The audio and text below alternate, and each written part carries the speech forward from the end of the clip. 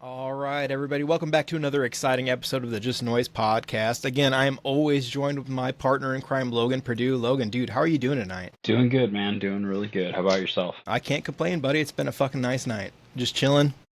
Nothing going on exciting. All right, well, I'm really excited to get into it here. We've got a buddy of ours that we've played with multiple times, and they're just killing it, man. They're an awesome metalcore act, and anyway, welcome our buddy Alex from Guilty of Treason. Alex, how you doing tonight, man? Doing good. Like I said, just got done throwing some discs around. Got all hot and bothered, ate some chicken, and now I'm ready to spend the next hour or so hanging out with you guys. You got to have a belly full of chicken ready for us. Yeah, let's go. Yeah. Fuck yeah. Well, I mean, we always just start off with exploring our past for our guests here. So, Alex, you want to explore with us a little bit? Tell us about how you, early life, how you became interested in music, and we can just go from there. Yeah, so I was fortunate enough to grow up in a house with a really crappy drum set and a starter guitar in the basement because they were my dad's. And big shelf full of records from, a whole bunch of Kiss and Judas Priest, Iron Maiden, Ozzy. So that was pretty much my basis for this is what music is, and I get into, start going to school, hanging out with people my age, and I still vividly remember this kid in my first grade class, and he's like, yeah, I got the 50 Cent CD for my birthday or whatever, and I'm like, dude, where are you getting CDs for 50 cents? So that was all that I knew, dude. I went to my first concert when I was 8. It was Quiet Riot in Waterloo, and then not long after, Kevin Dubrow died, so that was pretty cool being able to see him, But yeah, it was always me coming home from school, and I think I was 12 when I started really getting into it. Started really picking up that guitar when I'd get home. So now it's been 16 years I've been playing. Dabbled around with drums too. I honestly thought I was going to be a drummer for the longest time, and then I really think I just hit a point where I'm like, I've spent too much money on guitar stuff. This is just what I do now. I'm sure you guys both know. Yep. Yeah, 100%. for sure. Yeah. You're also an awesome vocalist really too. So, well, thank you. Yeah, you're welcome. Yeah, that it'll come. I got a lot of story beats I'm going to try to hit. But so I want to say when I was 13 or 14, me and a couple guys, we tried to get together in my parents' basement. Could not find a drummer to save our lives. So we would just sit and play Green Day covers, without a drummer, and that was our band. But when we were 16, 17, we finally found Andrew, who was still drummer of Guilty of Treason. McCracken. But we were called, Yeah. the Kraken. So we were annexed back then, and I was on lead vocals, basically for the same problem. We couldn't find anyone who could just do vocals. So I was playing guitar, doing lead vocals. Hunter was on rhythm guitar, and our buddy Jake, he was playing bass. So that happened, lasts for a year and a half. We play some basements, 2 bars, because nobody wants to have a bunch of 16, 17-year-olds playing at their bar. No, definitely not. And, yeah, right. So I think, good Lord, it hurts to say that it's been this long ago, but I think 9 years ago now, I was 19. We found Brett, who was our original vocalist, and had some high school drama with the other guys. Jake moved away. So me and Andrew essentially decided it doesn't need to be Annex anymore. Let's just pick a new name. We'll start writing new tunes.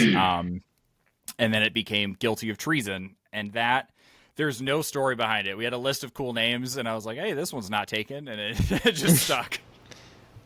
I think it's an awesome name, to be honest. It's a good band name, dude. It's especially for a metalcore band. It's oh, that's a good name. Yeah, yeah, dude. They're harder and harder to come by, because even if somebody takes it and uses it for a 6-month project, you still feel bad about I can't use it. Somebody was this, God, I had the idea for a band called Exit Wound forever, and now there is one, and I'm like, shit, that was my goal. If Guilty fell through, I was going to start this new band, and it was going to be great, but now I can't use it. It's gone now, and it's gone. I know, right?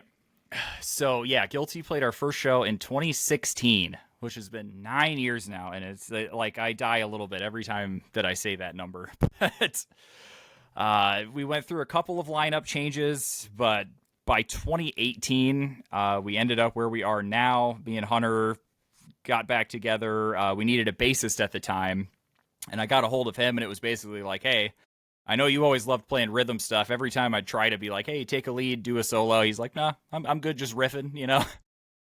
So I'm like, well, I have an instrument for you. 2 less strings, and I think you're going to dig it. Yeah.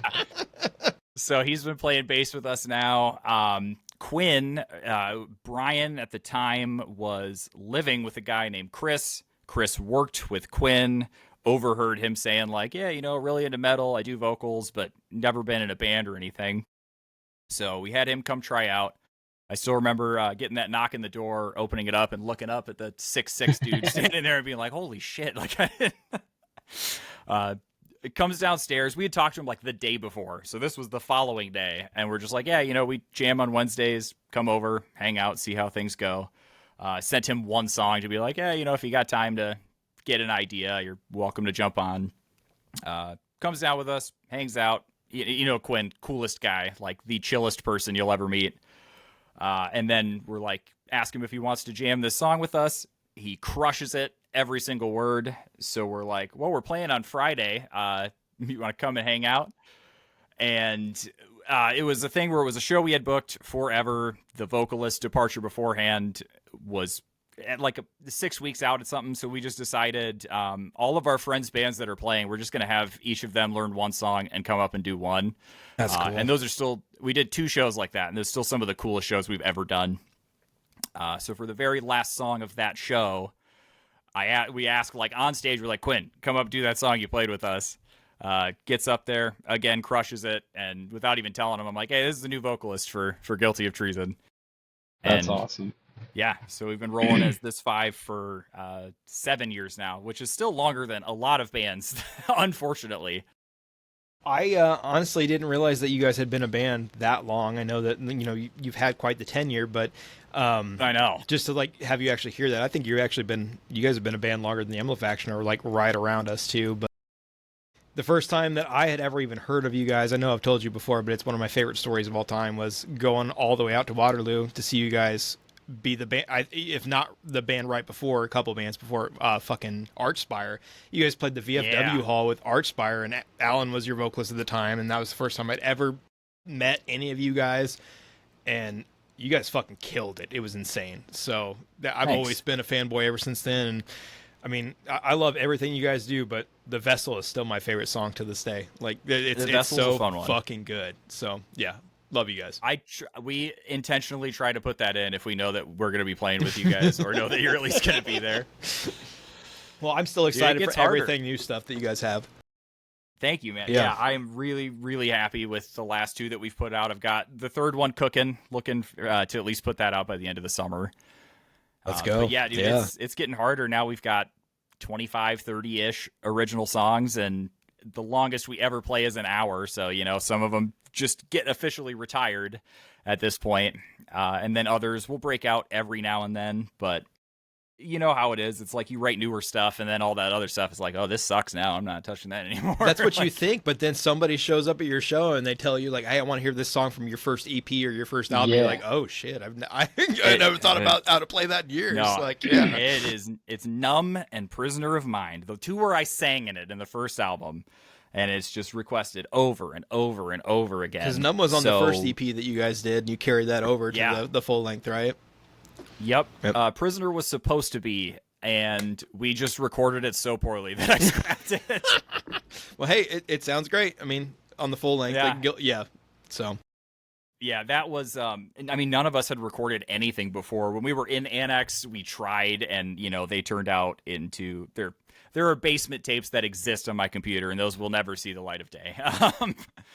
But yeah, recording the EP was the first, you know, real recording experience any of us had with playing to click tracks and doing all the multi-track and all that. The fact that I got 4 workable songs out of it is a miracle, as it is. But you know, just progress is progress, man. Like you've just you've just gotten better as time goes on. Like Yeah, mad props to you, because even just, Beg for Your Life sounds awesome through and through. So you did a lot in a short period of time. Well, thank you. Yeah, dude, if you checked out the newest one, Inevitable Decay. Yeah. I really like, is that the one where you guys have the acoustic intro, or am I getting songs mixed up? I'm sorry. No, that's okay. World Eater has the acoustic. Decay has more of like an orchestral intro. Either way, you've definitely leveled up, and I know that like it's so cool to hear yourself, not just your band. That's like, obviously I love your band, but to hear yourself continue to level up and put out quality stuff, like it's awesome, dude. When Decay was even the production like level, like just has leveled up every time, and even like the singles each time has gotten. I think it's awesome. I really enjoyed it. Like listening through it today. I enjoyed this, like the production progress. I'm sorry, can't speak tonight. No, that's all right. Yeah, I very much hear it, because to me it's right. You know how it is. You work on your own thing. You hear every little mistake, and it's like, I'm not only playing on this, I also mixed and mastered it, so I hear everything that's wrong with it. But when we finished Decay and I, rendered it out and listening to it everywhere, I'm like, dude, this is it. I'm like, I made something that sounds pretty fucking good this time. Like, it's very proud of that one. Next one sounded good too. It's a lot more thrashy, but we'll get into that. I don't want to get off track here too much. No, you're good, dude. Like, you're good. I really enjoyed your guys' progression as a band, because you did start off kind of with a more of a thrashy style, like you just said specifically, and now you're kind of progressively building into more of a metalcore style, and now even like with Quinn's vocal style, you guys really hit that deathcore itch at times. Like, like it's not straight up deathcore, but I love it. Yeah, dude. That is my biggest problem. I have no idea what to call us. It's like metalcore is easy because, you have like Parkway Drive and, I don't know, Pierce the Veil can both be called metalcore, but they're not the same. Right. Yeah, exactly. So that was a lot of what I was into, kind of starting to, when we were getting into like the end of the high school band. It was still metalcore, but heavier metalcore. The August Burns Reds, the Parkway Drives, After the Burial kind of stuff, And if that's the right band I'm thinking of. Either way. So that was like my bread and butter right there. I like riffs that do the singing, and I like the guy to be just belligerently yelling at me. And so when we did the first album, there were still those couple of holdover songs where it was like, oh, we wrote these clean choruses for them. And I sung them. And again, they're a lot of people's favorite songs, so I'm not going to sit here and be like, you have terrible taste. But it's just not, I think as we're progressing just in what we all like, and then obviously our abilities as musicians as well, I tend to prefer the more recent stuff we're writing, because now anymore, it's like I am listening to Death and Revocation and Black Dahlia Murder, and, still the guitar's doing the singing, but it gets a little more into that death category as opposed to the core, Yeah. Yeah. No, I think that you do a really good job of letting the music speak for yourselves in a lot of aspects. I mean, like, obviously Quinn covers the gambit of everything with his, his lyrical prowess and the fact that he sounds like a fucking monster all the time. But you guys yourselves do a really good job of creating interesting parts, and every single one of you throughout, like the riffs, or even just like every single one of you, the bass, the drums, you guys all really create intricate parts that create interesting transitions, and love it. Yeah, so thank you, man. Yeah. It's a kind of a, I don't know, mindset that at least myself has been in, and I mean, I've talked to the guys about it, but it's like, as much as I hate that we live in the singles industry, I'm still an album guy. But I'm like, I want every song to be worthy of being a single, Right. And granted, that's also probably why we've had 4 new songs in the last 3 years. But at the same time, there is something to like take that level of pride in every song that gets put out. I don't know that I'd necessarily call any of the other ones fillers, but I certainly have favorites from the first 2 full lengths, I wouldn't say I had a question. Sorry, go ahead, Logan. Sorry. I was gonna, bouncing back to what you were talking about, you're kind of hinting towards like the creating the music and stuff. Like what's kind of your guys' like writing process? Is it all of you in a room together, or is it kind of like you guys sitting down and jamming out the guitars and then presenting it to the rest of the band? How do you guys go about that? I know every band's different, so I always like to ask this. And we have done it every way that you can think of. We've written songs entirely just during a practice that went long, you know? We've sat on riff ideas for months and months and months until somebody's just like, I found something that goes with this. And we're like, yes, okay, we can use it finally. World Eater, the second to most recent one we put out, I was working a job. I don't know. I was doing trim work. So you're taking like the trim boards off the walls and stepped right onto a nail. So right up through my ankle. And that, yeah, put me out of work for a couple days. And I'm sitting at home and it's like, I can't really move around, but I don't feel sick. I'm just playing guitar. And I wrote like 90% of World Eater and then brought it to the guys and that, you know, fleshed it out from there. Yeah, I think anymore, a lot of it is I've gotten most of the guys at least able to record their own ideas, and that's been very helpful. They need to get better at it, but we can talk about that later. But yeah, all of us being able to like bring riffs to the table really helps. And then as long as we have like one really solid riff, it's easy to bring it to the group. And then we've been playing together for 7 years as this five. Yeah. So at this point, we've got a pretty solid structure of, hey, I know how you do this, and this would go well with this, and blah, blah. Yeah. That's pretty cool. Yeah, the longer you're with those guys, I'm sure it's easier to just, you know, gel and bounce ideas off of each other, even if it was just like, I don't know what's next. Well, let's carry on with this cadence on the drums or some shit like that. Yeah. Like, yeah. Mm-hmm. So, well, yeah, dude, I swear I can speak a second language to Andrew because, again, I do also play drums. And it's, you know, it's like a different language. Hey, give me like a, but you do some triplets on there. And if you come in, you know. And then you could talk to guitar players too in a different language. And the drummer's like, what? Exactly. Mm-hmm. And then I talk to Hunter and I'm like, hey, dude, just be good. He gets it. What are some... Yeah, sorry for interrupting. No. What are some of your favorites from throughout your career? I know that, like I said, specifically, you guys started off with the Guilty EP. You guys had those 4 tracks, and they did transition to the full length, and you did have 2 vocalists before.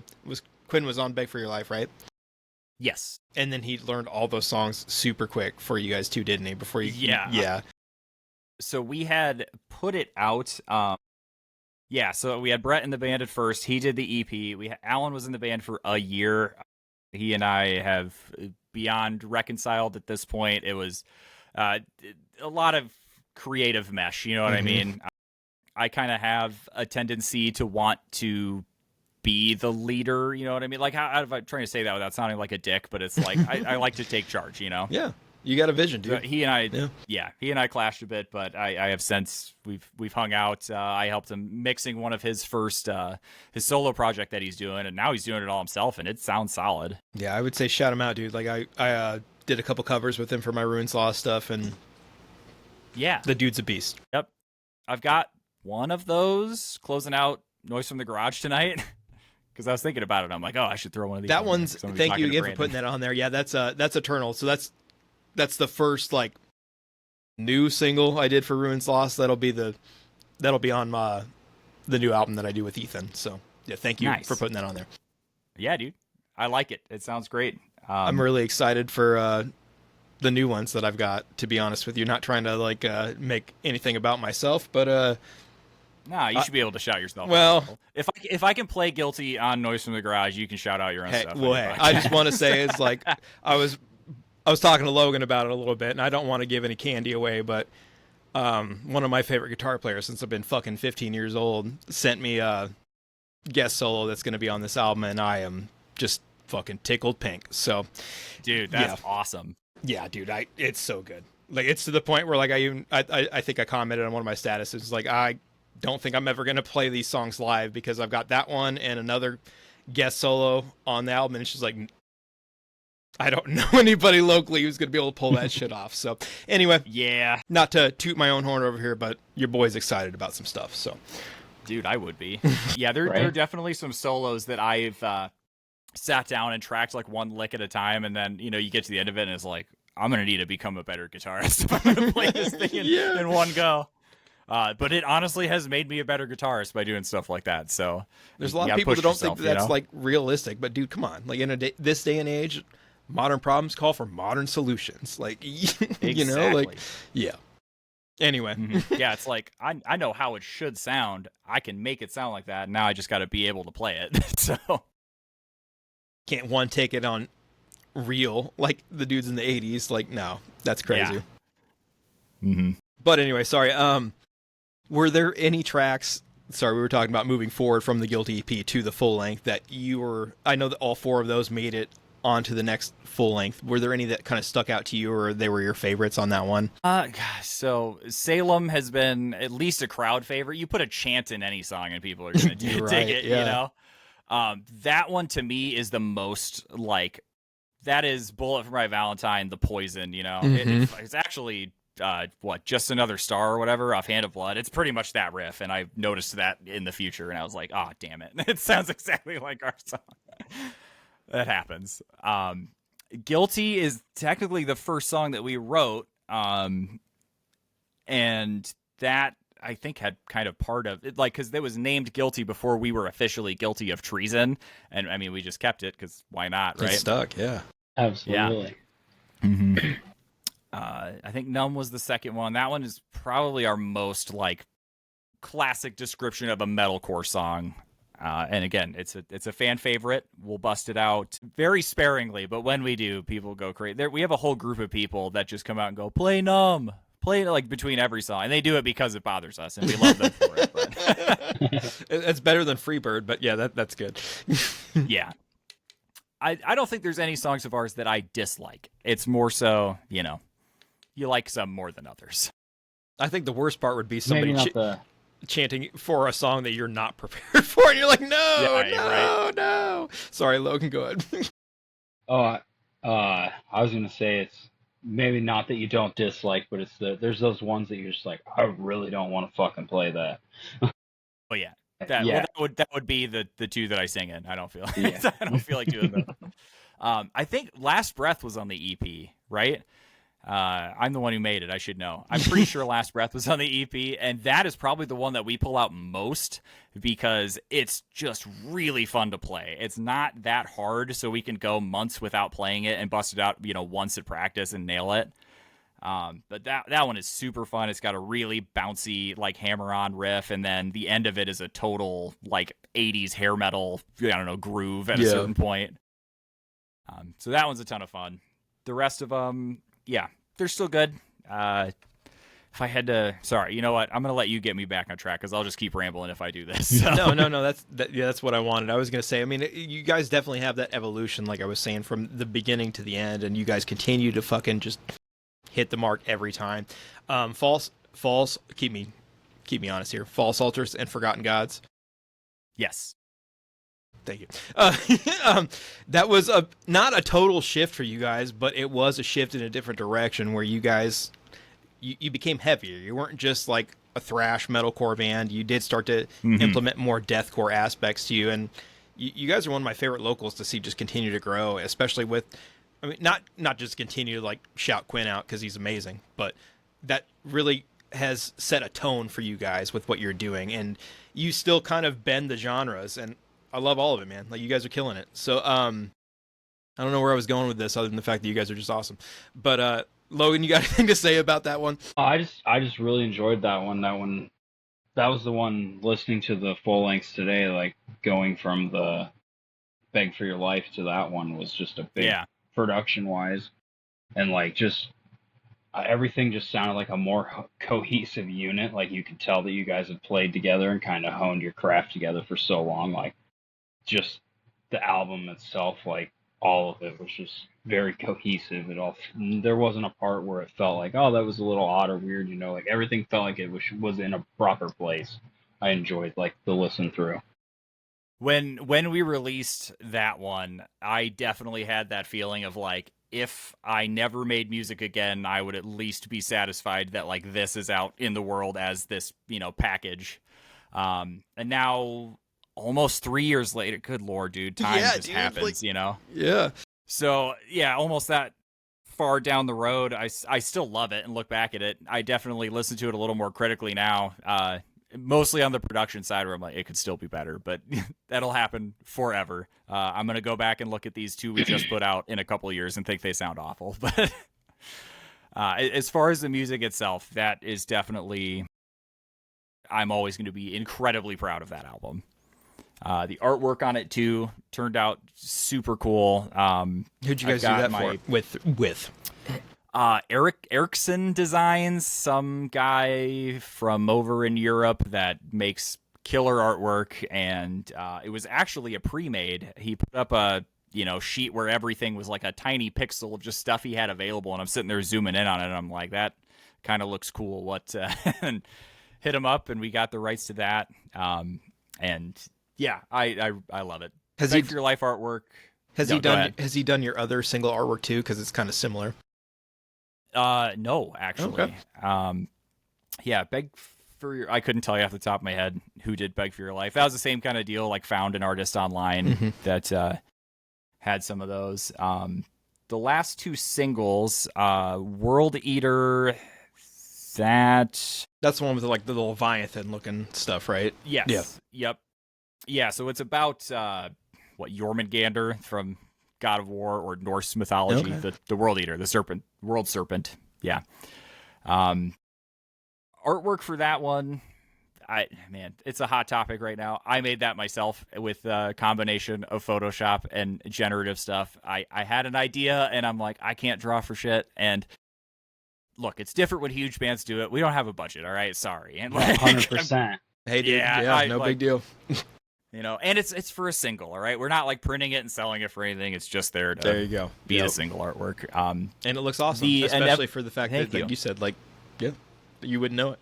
At least I wouldn't know it because, yeah, anyway. That's the goal. I hope nobody really. Well, not really. But the Decay artwork was good. Yeah. I didn't take notes on who did any of these. That was done by somebody. I've got a series of images kind of in that vein, and it's like laid out already for when whatever we're doing next comes out as a full release. We're still not committed to whether it's going to be like a 5-song or just, keep releasing singles and eventually do a third full album. Again, I'm an album guy. I'd love for it to be a third full one, but again, time. It doesn't go slowly, so we might just need to get something out. Yeah, Logan and I are in the same vein. Us, we're collectors.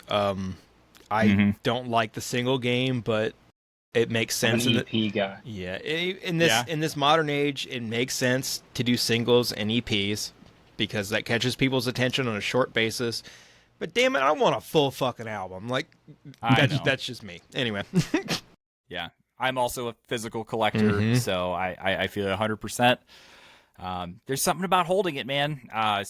Records especially. This is a square foot of music, and I can just look at it. And you can read the lyrics along with it. I know you can you could do that on Spotify. Right. Yeah. You can't see me flip the camera off when I do that. But anyway, you can read it on Spotify. Yeah. Right. It's not the same. No, not at all. But yeah, dude. So that's super cool. I love to hear about your guys' musical growth. So I wanted to ask you a little bit about just your journey itself. What got you into being an audio engineer? I know that obviously, like, it makes most sense yourself being able to record at home or even just know what you're doing if you could go into an actual studio. But at what point in your life did that start for you? So I mean, since I was in like 6th grade, anytime I had to go talk to the guidance counselor about like, you're going to go to college and you got to study for your SATs. And I'm like, nah, I'm going to play music and make money. And that, I can't say that I proved them wrong by any stretch, but at the same, I did say to him, I'm like, and if it doesn't work, I'm just going to do construction like my dad. And I at least got that one right, so they can eat. So when I graduated a semester early because I got all my credits and they told me I could, and they were like, oh, you can take college courses. I'm like, nope, I am getting out of this building. And I'll take the free graduate on. Dude, exactly. So you guys familiar with Catamount Recording Studio? Mm-hmm. So it's in Cedar Falls, which is right next to Waterloo, and that's where they did the Stone Sour self-titled and a couple of other bigger albums, but that's the one that everybody around here would know is the Stone Sour self-titled. So it just so happened to work out that my dad had previously played in a band with the guy who bought the studio. So for all of no money, I went in there every single day and did all of the bitch work, running cables and like taking old books upon books upon books of CDs from like masters and that kind of stuff, and putting them into digital. Just That's to dope, be able to dude. like, I'm sorry. No, like, yeah. I know you're like saying it's like that's bitch work. It's like, that sounds awesome. Anyway, sorry. All right. Yeah, right. Just to every now and then when an artist would come in, just sit in the back and, watch. So I learned a lot of cool stuff from Tom, was the lead engineer there, Tom Tatman. And one thing that has stood out to me that always in the back of my mind is he tells me, I have forgotten more than you know about audio recording and mixing and stuff.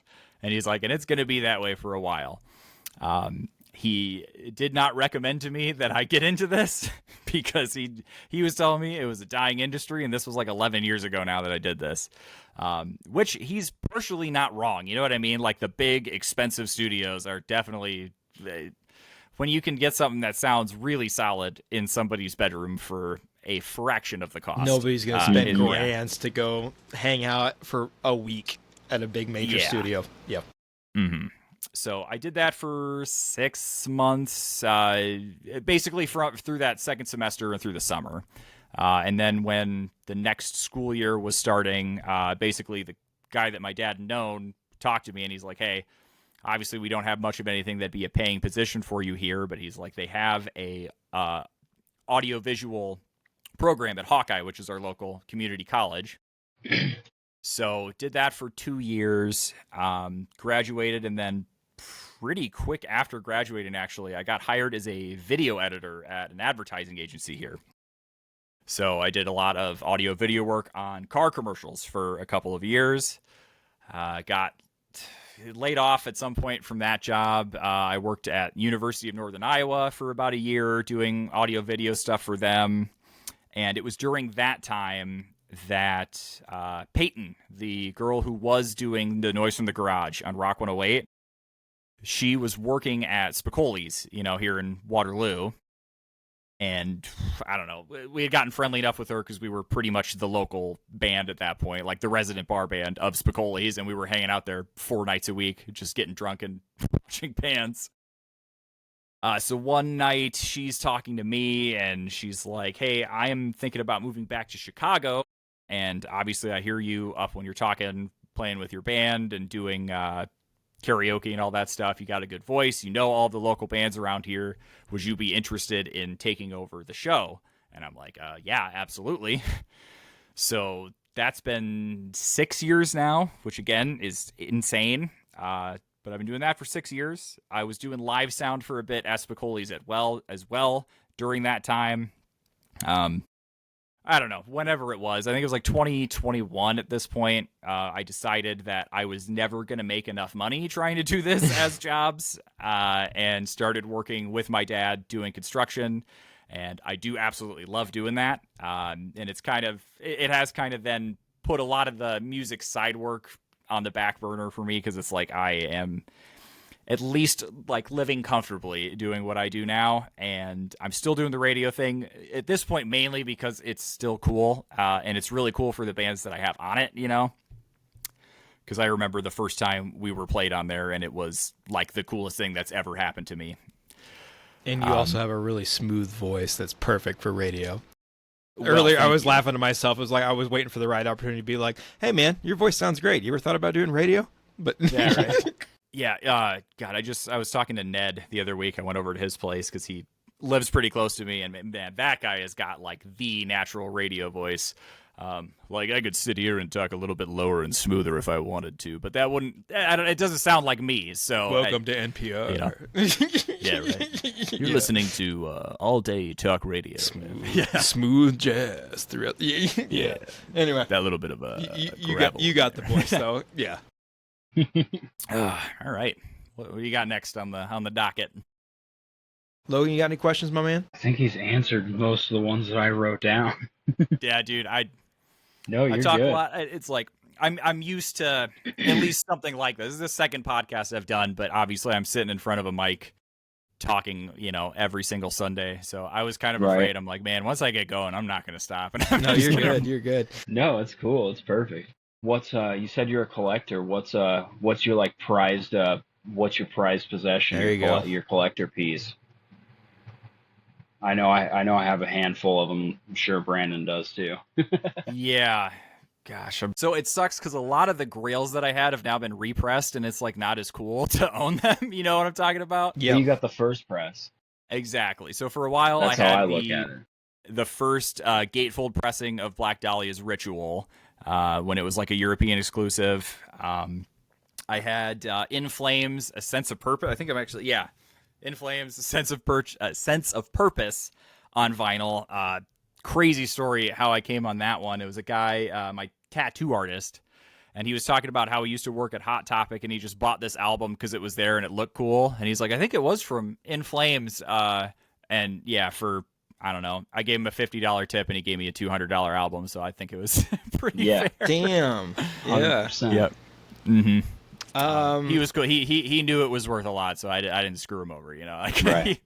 I would say that since we're talking about it, like just in general, one of the rarest pieces I have is not something that people will probably expect from me, but Mac Miller, the Divine Feminine, has a specific press that came out through Urban Outfitters, and it was out of 100, and it was way before my time in terms of like I was interested in it. I didn't know about it at the time, and I found a listing on Amazon for the album, and it had that press. It was like, there's no fucking way.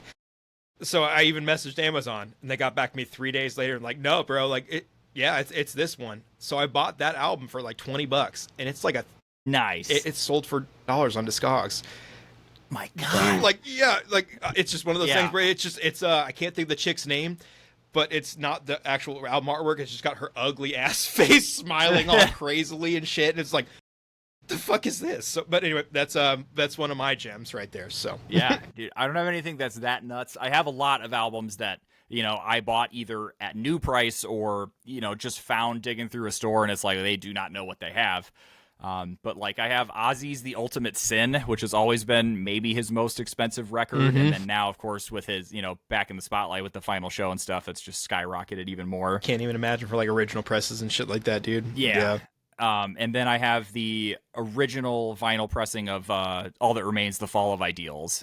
And that one for a while was really expensive. And of course they repress it. I mean, it's still way more than I paid for it, but it's not quite where it was. Probably the most expensive one I have is I believe an Urban Outfitters pressing of Blink 182's not the first, but the self-titled, the one that's white with the pink and green. Yeah, yep. I love pop punk, but yeah, that's one of my that's probably the rarest one I have is this. It's an all press, like a double vinyl gatefold. I have the like atomic green Hot Topic press of Green Day's Dookie. That's cool. Because that's one of my favorite. Yeah, one of my favorite albums of all time. We're at a store, and you see represses of those. You throw a rock, and you probably landed by one. But like, they've got this one hanging up. I'm like, there's no way that's like original, and it wasn't. But it was this really cool limited one. So I'm like, all right, at least that's cooler to own than just your $20 repress. Yeah, for sure. Right. Yeah, I'm definitely an original press guy. I think for me, it's like if it came out before I was born, I definitely want an original press.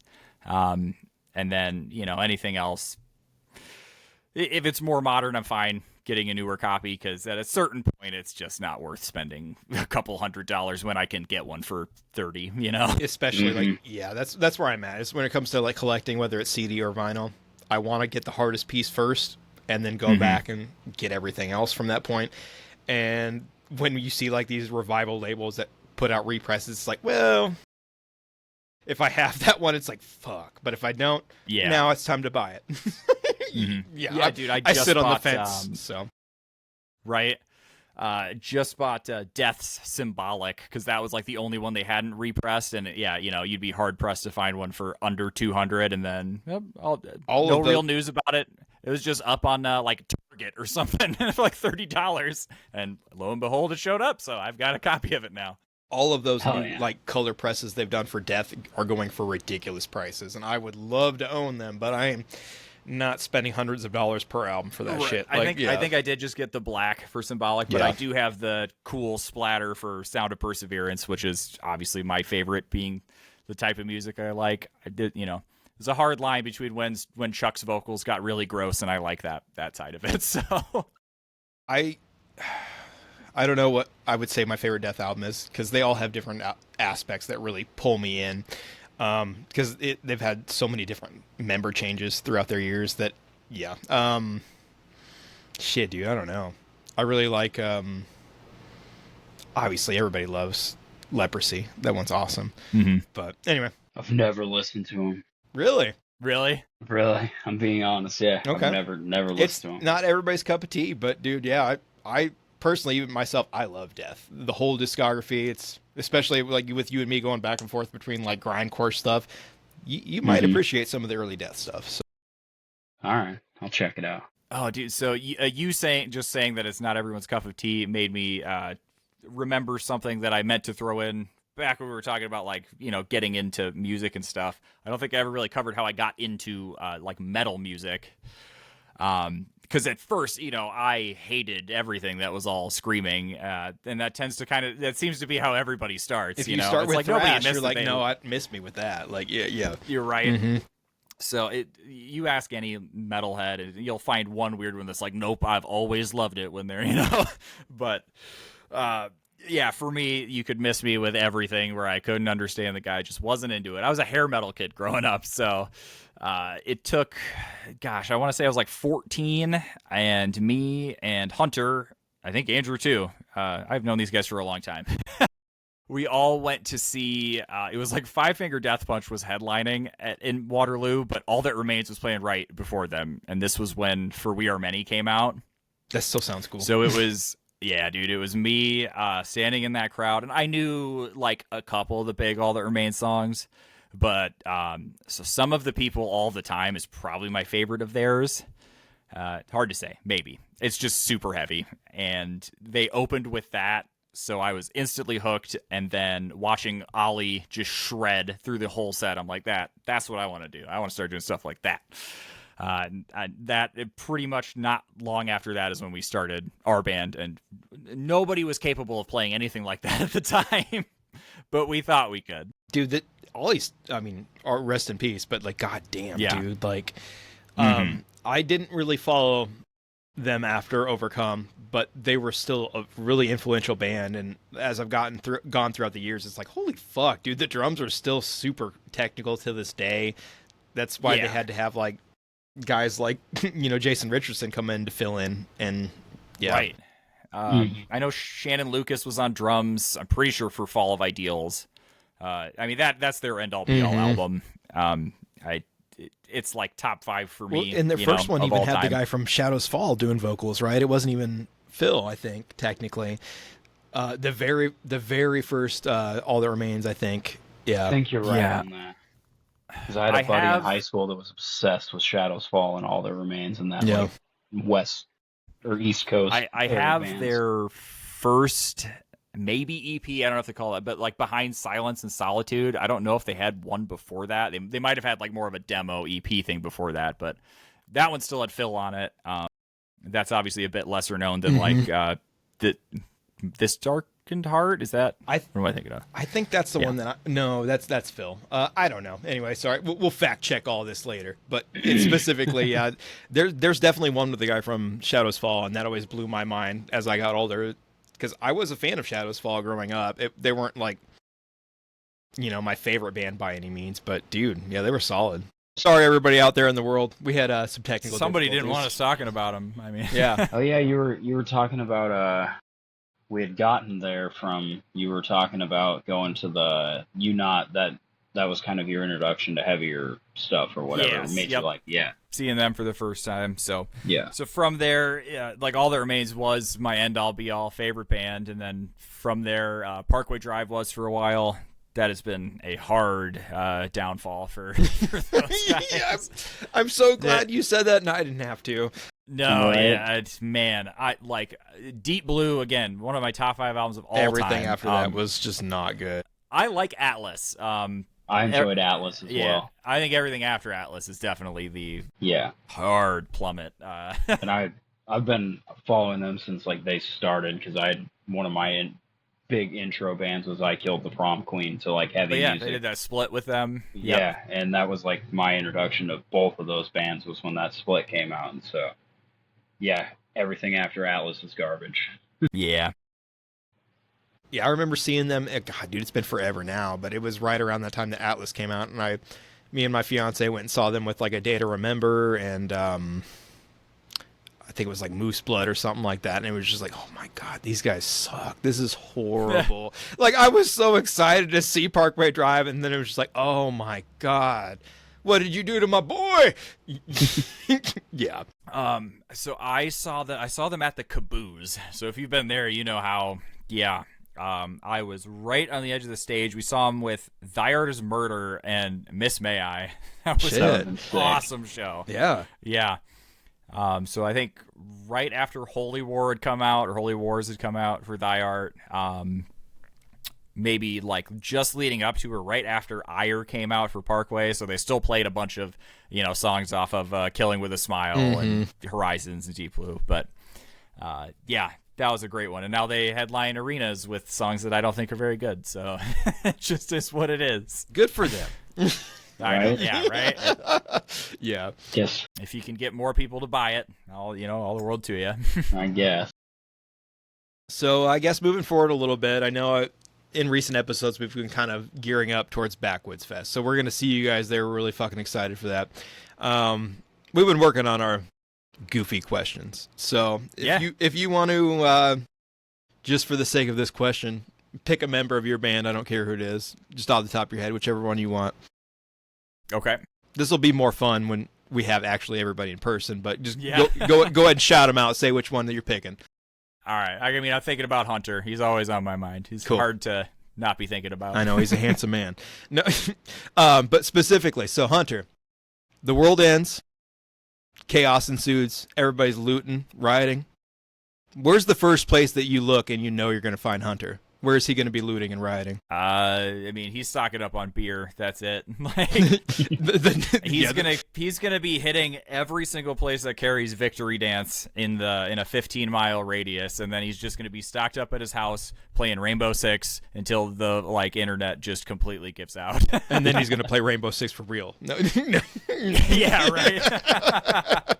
Well, no, that'll be a lot of fun. I'm excited for that question for bands specifically. We got a couple others too. So anybody out there in the ether, you got any goofy questions for us that you want us to ask band members, hit us with it. We're excited for it. So it's gonna be a blast. Yeah, no, we're really excited. We're geared up. We got our buddy Justin Troutner helping us for that one. We'll have a tent set up, and any of the bands that are gonna be there day 2, we're gonna set up. And if you want us to interview you and we got time, any of your band members want to be a part of it, happy to do it.